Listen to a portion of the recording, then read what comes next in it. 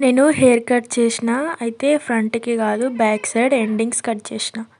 ఫ్రంట్‌కి కట్ చేసి ఒక 2, 3 మంత్స్ అవుతుంది. కట్ చేసినప్పుడైతే నా చిన్ను వరకి కట్ చేసిన. 3, 4 years back endings weekly once cut చేసేదాన్ని. ఆ ఎక్స్‌పీరియన్స్ కూడా ముందు వీడియోస్‌లో షేర్ చేసుకుంటా. హెయిర్ 3 ఇంచెస్ కట్ చేసిన. కట్ చేసిన తర్వాత ఈకలు, తోకలు అవన్నీ కొలిస్తే 5 ఇంచెస్ వరకు వచ్చింది. ఈ వీడియో చూడ్డానికంటే ఎక్కువ వినడం పైన ఎక్కువ కాన్సంట్రేట్ చేయండి. ఎందుకంటే వీలైనన్ని ఎక్కువ టిప్స్ కవర్ చేయడానికి ట్రై చేస్తా. హైబిస్కస్ లీవ్స్, మందార లేదా దసన్న ఆకులు వాటిని తెచ్చుకున్నప్పుడు వాటర్తో నీట్గా కడుక్కొని క్లాత్తోనైతే నీట్గా తుడుచుకోవాలి. ఎందుకంటే వాటిపైన డస్ట్ ఉంటుంది కదా. వాటర్తో కడుక్కున్న తర్వాత క్లాత్తో తుడుచుకునేటప్పుడు నీట్గా తుడుచుకోవాలి. ఎందుకంటే ఏమైనా వాటర్ ఉంటే ఆయిల్ కదా, ఫేస్ పైన బాడీ పైన చిట్లుతుంది. ఆయిల్ ప్రిపేర్ చేసుకునేటప్పుడు ఫస్ట్ ఆయిల్ వేడికి పెట్టి ఒకదాని తర్వాత ఒకటి ఇంగ్రీడియంట్స్ వేయకండి. ఎందుకంటే చిట్లుతుంది. ఇట్లా అన్నీ ఒకటేసారి మిక్స్ చేసుకొని వేడి చేసుకోండి. 3, 4 years back weekly once hair cut చేసిన అని చెప్పినా కదా. అప్పుడు నేను హెయిర్కి గంజి కూడా పెట్టేదాన్ని. ఆ ఎక్స్పీరియన్స్ కూడా షేర్ చేసుకుంటా.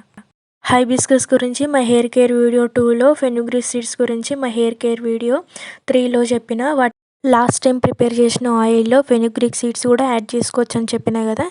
సో అదే ప్రిపేర్ చేస్తున్నా ఇప్పుడు. ఈ ఆయిల్ హెయిర్ వాష్కి ముందు హెయిర్కి అప్లై చేసుకుంటా.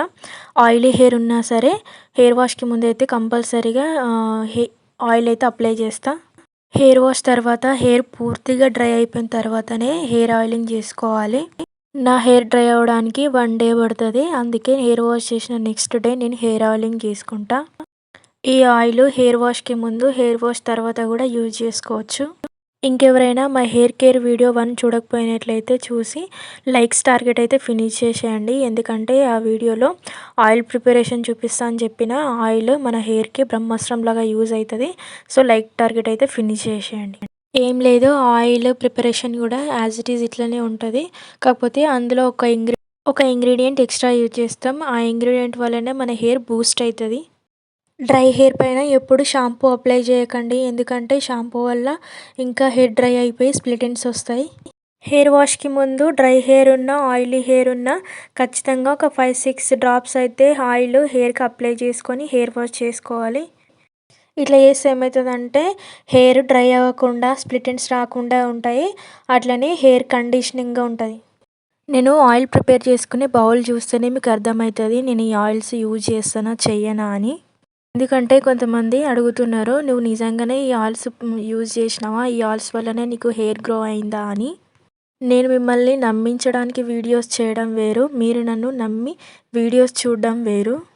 మీ నమ్మకాన్ని నిలబెట్టుకోవడానికే వీడియోస్ చేస్తా కానీ మిమ్మల్ని నమ్మించడానికి అయితే చెయ్య. సరే, ఇప్పుడు ఇంకో టిప్పు. ఇది స్కూల్ పిల్లలకి బాగా యూజ్ అవుతుంది. స్కూల్కి వెళ్ళే వాళ్ళు రిబ్బన్స్ వేసుకుంటారు కదా. రిబ్బన్స్ అయితే టైట్గా వేయకూడదు, ఎందుకంటే హెయిర్ ఊడిపోతుంది. రిబ్బన్స్ ఊడిపోకూడదని టైట్గా వేస్తారు. అట్లా వేస్తే ఏమవుతుందంటే హెయిర్ రూట్స్ వీక్ అయిపోయి హెయిర్ లాస్ అవుతుంది. ఈ పిక్ తీసుకునేటప్పటికి నా స్కూల్ అయిపోయింది. అయితే నేను ఇప్పటికీ కూడా రిబ్బన్స్ వేసుకుంటా. ఎందుకంటే రిబ్బన్స్ వేసుకుంటే హెయిర్ పెరుగుతుందని అన్నారు. అయితే అది నిజమో కాదో నాకు తెలియదు కానీ నేనైతే రిబ్బన్స్ వేసుకుంటా ఇప్పటికీ కూడా.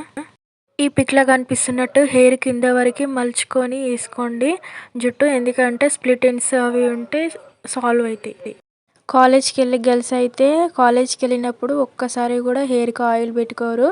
ఎందుకంటే హెయిర్కి ఆయిల్ పెట్టుకుంటే జిడ్డుగా ఫేస్ అంతా జుట్టు వేసుకున్నప్పుడు కూడా ఫ్లాట్గా ఉంటుందని. అంటే లుక్ కూడా ఏం బాగోదు. డ్రై హెయిర్ అయితే హెయిర్ బౌన్సీగా ఉంటుంది. ఏ హెయిర్ స్టైల్ అంటే ఆ హెయిర్ స్టైల్ వేసుకోవచ్చని వాళ్ళైతే హెయిర్కి ఆయిల్ పెట్టుకోరు. ఇట్లా చేస్తే హెయిర్ డ్యామేజ్ అయ్యి స్ప్లిట్ ఎండ్స్ వస్తాయి, హెయిర్ లాస్ అవుతుంది, హెయిర్ గ్రోత్ కూడా ఉండదు.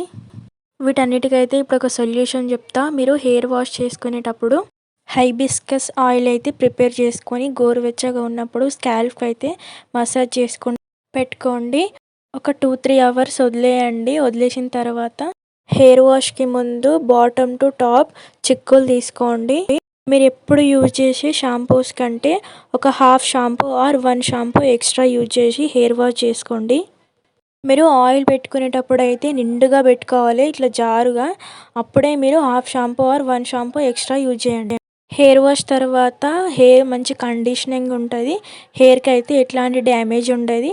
ఇట్లా చేస్తే హెయిర్ కండిషనింగ్గా మంచి బౌన్సీగా ఉంటుంది. ఏ హెయిర్ స్టైల్ అంటే ఆ హెయిర్ స్టైల్ వేసుకోవచ్చు. హెయిర్ స్టైల్స్ వేసుకునేటప్పుడు టైట్గా వేసుకోకూడదు, లూజ్గా వేసుకోవాలి. ఇదైతే మెయిన్ టిప్.